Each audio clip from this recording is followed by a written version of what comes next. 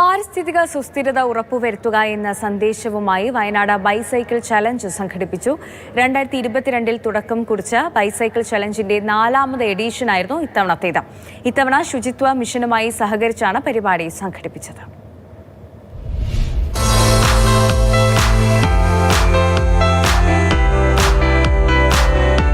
ഇന്ത്യയിലെ സൈക്ലിസ്റ്റുകളുടെ സുപ്രധാനമായ calendar ഇവന്റായി Wayanad bicycle challenge മാറിക്കഴിഞ്ഞു. അതിന്റെ തെളിവായിരുന്നു 4ാമത് എഡിഷനിലെ പങ്കാളിത്തം.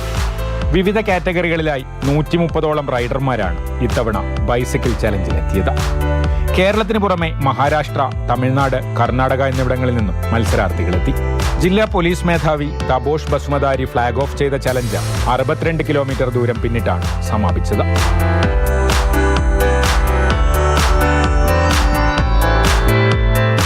കഴിഞ്ഞ 3 വർഷം വളരെ മനോഹരമായ രീതിയിലാണ് നമ്മൾ കണ്ടക്ട് ചെയ്തിരിക്കുന്നത്. ഈ വർഷം ഏതാണ്ട് ഒരു 75% റൈഡേഴ്സും ഫിനിഷ് ചെയ്തു. കുറേ ക്ലൈംസ് ഉണ്ട്.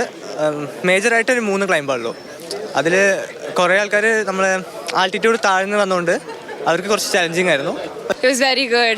Lot of climbs, but it was very nice. Like there was so many views to see, so it wasn't that hectic. അടിപൊളി ക്ലൈമറ്റും നല്ല ടെറൈനും 62 കിലോമീറ്റേഴ്സിൽ ഹാഫും ടെറൈനും ഡിസെൻഡും ആയിരുന്നു. ശുചിത്വ മിഷന്റെ സഹകരണത്തോടെയാണ് ഇത്തവണ ബൈസിക്കിൾ ചലഞ്ച് നടന്നത്. വയനാടിന്റെ തനത് വിഭവങ്ങൾ, സംസ്കാരം, പ്രകൃതി ഭംഗി, ഭൂപ്രകൃതി എന്നിവ കാത്തുസൂക്ഷിക്കേണ്ടതിന്റെ ആവശ്യകത പൊതുജനങ്ങളിലേക്ക് എത്തിക്കുക എന്നതായിരുന്നു പരിപാടിയുടെ സന്ദേശം.